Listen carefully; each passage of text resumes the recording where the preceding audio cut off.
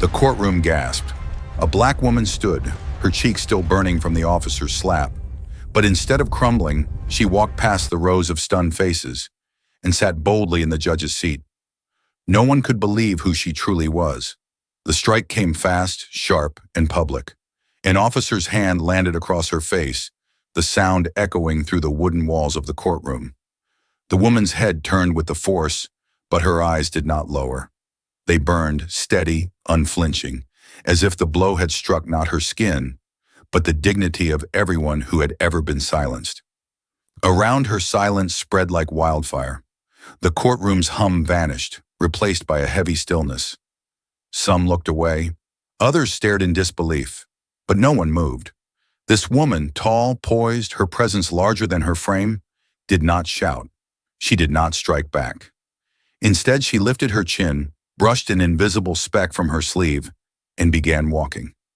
Each step seemed to echo against the marble floor. And when she reached the front, she placed her hand firmly on the armrest of the highest seat in the room, the judge's seat, and lowered herself into it. Every jaw dropped. The officer who had struck her froze. The clerks stiffened. Even the judge himself faltered, caught between outrage and fear. Who was this woman who dared to take that seat? Her story began years before that day, in places far from the polished wood of courtrooms. She had been a soldier once, wearing a uniform heavier than her body could carry. She had held friends in her arms as life slipped from them on foreign soil, their last words lingering in her ears like unbroken promises. She had returned home not to parades, but to bills, quiet nights, and a world that often forgot the sacrifices carved into her skin and soul. But she never forgot. Every scar, every memory, every ache became her foundation. When her community cried out for justice, she stood with them. When neighbors faced eviction, she gave what little she had. And when law school seemed impossible, she worked nights and studied under flickering lights until her eyes burned. Through years of struggle, she rose, not with privilege, not with wealth, but with unshakable will. She had passed exams others thought she would fail. She had broken barriers others swore would hold. And on this day, in this courtroom, she was no ordinary woman facing humiliation. She was Judge Alana Reeves, sworn in only months before, the first black woman in her district to hold the gavel. The officer had not known, or perhaps he had not cared. To him, she had seemed like just another voice in the crowd, one he could silence with force.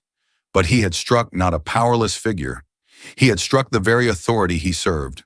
Still, Alana did not reveal her title with shouts or threats. She let the weight of silence speak for her. Her calm, unbending presence filled the room with a power louder than anger. The tension thickened. The officer shifted, sweat beating at his temple. The murmurs began, soft, uncertain at first, then louder as realization spread. Faces turned, whispers grew, until the truth reached every corner of the room. She's the judge. Those words carried more force than any gavel. In that moment, the power balance cracked. Authority no longer sat in the uniforms or in the raised bench behind her. It radiated from the woman who had endured humiliation with grace. She looked across the courtroom, her voice calm yet unyielding. Respect is not granted by a badge. It is earned by honor. The officer lowered his head. The crowd remained still, caught between shame and awe. Alana's silence had been her greatest weapon. She had not needed to shout nor to demand. By simply enduring, by rising, by taking her rightful seat, she had exposed the fragile illusion of power that arrogance often hides behind. And in that silence, a shift occurred. People in the gallery rose to their feet, not in protest, but in respect. One by one, they stood.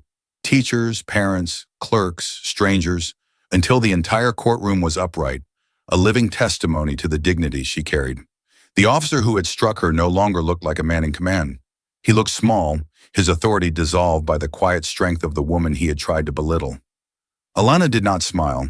She did not bask in triumph. She only said, her words etched deep into the air, "Dignity is not something you give. It is something no one can take." Those words would echo far beyond the walls of that courtroom.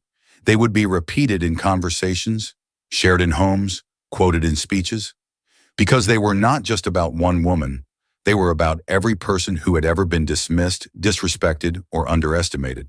As she finally rose from the judge's seat, the room remained silent, not with tension now, but with reverence. For a moment, everyone had seen justice not as a law written in books, but as a living force in front of them. And when she walked out, the sound of her footsteps carried the weight of change. Respect should never depend on titles, uniforms, or wealth.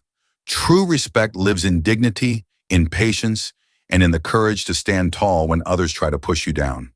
Wherever you're watching from, share your thoughts below.